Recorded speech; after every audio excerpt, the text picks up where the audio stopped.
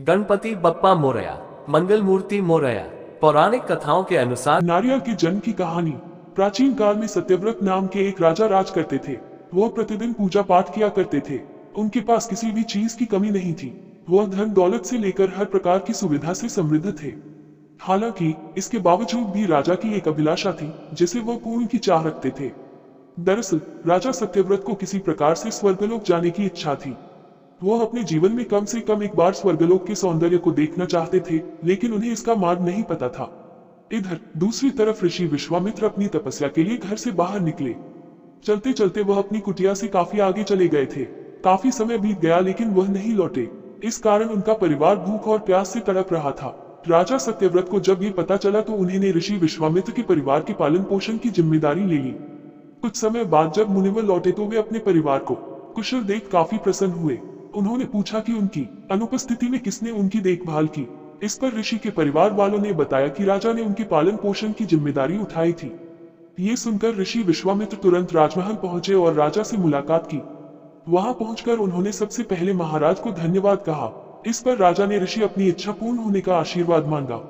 राजा की बात सुनकर ऋषि विश्वामित्र ने कहा, बोलिए महाराज, आपको क्या वरदान चाहिए। तब महाराज ने कहा, हे मुनि, मुझे एक बार स्वर्गलोक के दर्शन करने हैं। कृपया करके मुझे वहां जाने का वरदान दे। राजा की प्रार्थना सुनकर ऋषि विश्वामित्र ने एक ऐसा रास्ता बनाया जो स्वर्गलोक की ओर जाता था। ये देख राजा सत्यव्रत बहुत खुश हुए। वह तुरंत उस रास्ते पर चल पड़े और स्वर्गलोक पहुंच गए। यहाँ पहुंचते ही इंद्रदेव ने उन्हें नीचे धक्का दे दिया, जिसके कारण वो सीधी धरती पर जा गिरे। राजा ने सत्यव्रत ने तुरंत सारी घटना ऋषि विश्वामित्र बताई।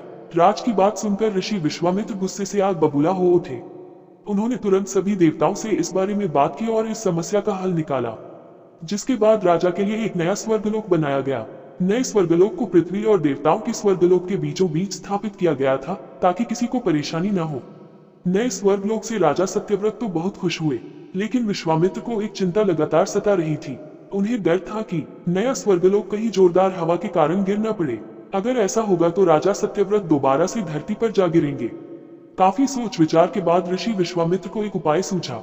उन्होंने नए स्वर्गलोक के नीचे एक बहुत लंबा खंभा लगा दिया ताकि उसे सहारा मिल सके।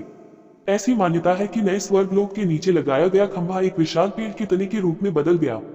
यही नहीं, कुछ समय पश्चात जब राजा सत्यव्रत की मृत्यु हुई तो उनका सिर एक फल में तब्दील हो गया। सभी से इस खंभे को नारियल का पेड़ कहा जाने लगा, जबकि राजा का सिर नारियल के रूप में जाना गया। यही कारण है कि नारियल का पेड़ इतना लंबा होता है। कहानी से सीख। इस कहानी से हमें ये सीख मिलती है कि अगर सच्चे मन से किसी की मदद करें तो हमारी हर ख्वाहिश पूरी हो सकती है।